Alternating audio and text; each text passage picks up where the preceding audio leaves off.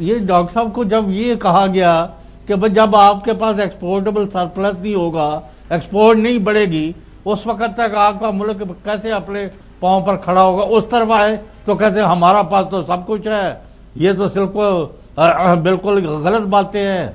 22% rate का बताया जाता, कहते हैं वो भी गलत है। जब महंगाई जो 30% ओवर कर रही है वो भी गलत है। तो फिर ये किस चीज को आपकी को हम माने? मैं कहता हूँ जब आपके पास ज्यादा चावल, ज्यादा कॉटन, ज्यादा कपड़ा, ज्यादा बाकी चीजें नहीं पैदा होगी, बाहर नहीं जाएंगी, एक्सपोर्ट नहीं बढ़ेगी, तो आप इस बोझ से नीचे आ ही नहीं सकेंगे, उससे निकल ही नहीं सकेंगे।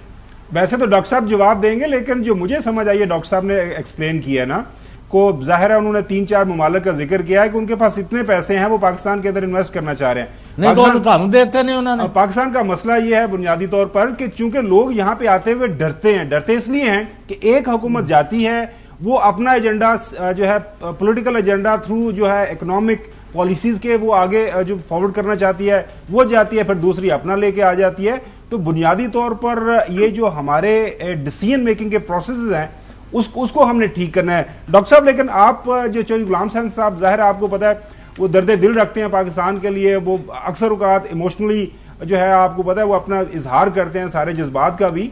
पाकिस्तान का मसला तो है यही, क्योंकि एक्सपोर्ट्स हमारी नहीं है। चौधरी साहब की दर्द दिल का और उनके जज्बात का बड़ा एहतराम है, लेकिन मैं चाहूंगा कि बजाय जज्बात की बुनियाद के ऊपर फैसला साजी की जाए या बातचीत की जाए, अगर अदाद शुमार की बुनियाद पर की जाए तो शायद ज्यादा बेहतर होगा। Exactly. तो जो पीरियड जिसका हम अब इस वक्त जिक्र कर रहे हैं, जिसका तजजिया कर रहे हैं, उसमें जो कपास की फसल है उसमें 126% इजाफा हुआ है। पिछले साल के मुकाबले में इस साल 126% उसकी फसल ज्यादा हुई। सीमेंट की जो एक्सपोर्ट है इस पीरियड के दौरान वो 130% उसमें इजाफा आया है सीमेंट की एक्सपोर्ट्स के अंदर। तो हम बात ये कर रहे हैं कि पिछले 3 महीने के जो अदाद शुमार हैं जिसके ऊपर IMF रिव्यू करने बैठा है, उसमें काफी मस्बत पहलू, मस्बत इशारिये सामने आए हैं। क्या ये मस्बत पहलू, मस्बत इशारिये जारी रहेंगे? मैं समझता हूं कि इनका बहुत बड़ा इन्हिसार है कि अगर हम माशी फैसला साजी सियासी असर रसूख से निकल के करेंगे तो फिर तो इनके जारी रहने की उम्मीद और तवक्को रखी जा सकती है।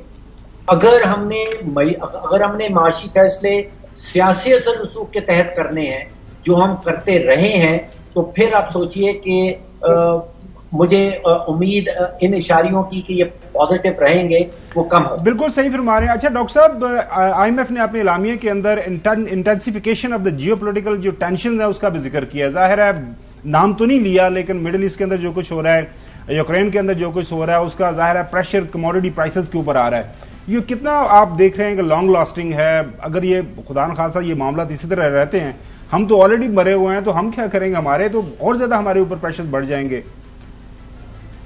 जी खावर साहब, जो हकाइक हैं आलमी मंडियों में कीमतों के, वो बड़े मुख्तलिफ आए हैं। आपने 2 जंगों का जिक्र किया, गाजा की जंग, यूक्रेन की जंग। यूजुअली होता यह है कि जब बड़ी बड़ी जंगें आती हैं तो तेल की कीमत जो है आसमान से बातें करने लगती।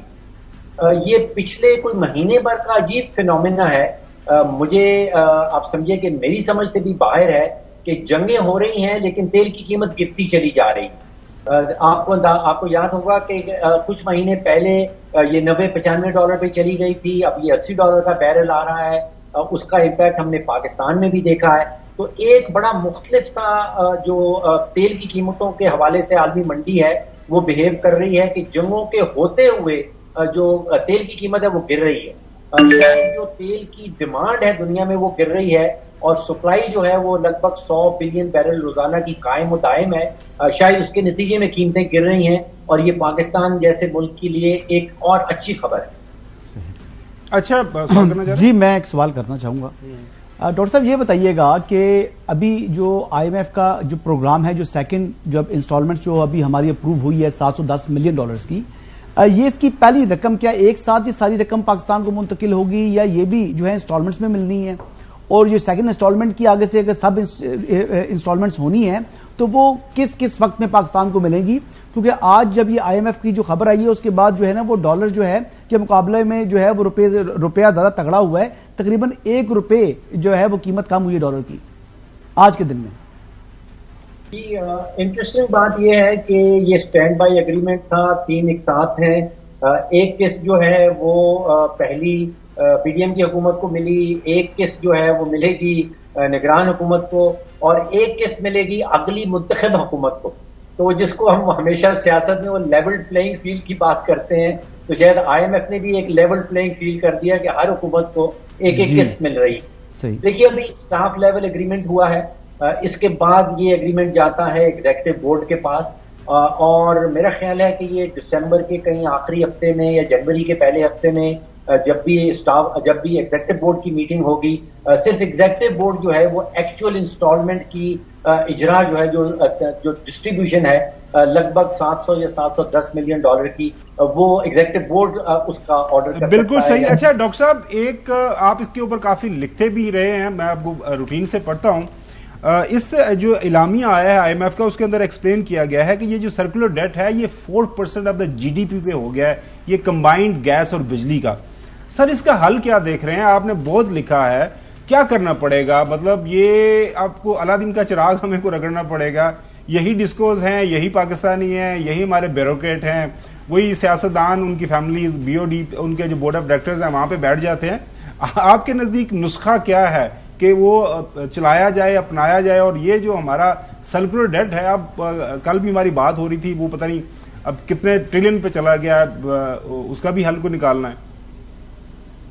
जी बिल्कुल, ये असल इशू यही है, चाहे वो बिजली की चोरी का इशू हो, बिजली के सर्कुलर डेट का हो, या गैस की चोरी का इशू हो। गैस में भी एक गर्शी कर्जा जो कहीं 2.6 2.7 ट्रिलियन रुपीस पे पहुंच गया।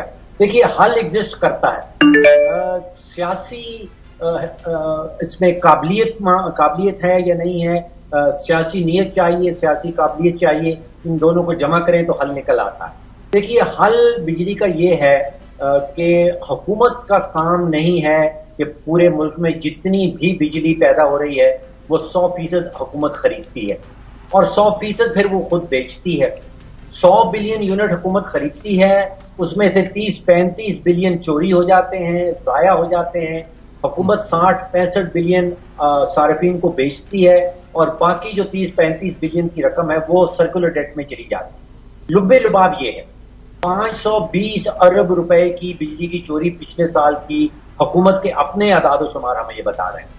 हुकूमत का काम हुकूमत करना है, हुक्मरानी करना है, बिजली खरीदना नहीं है।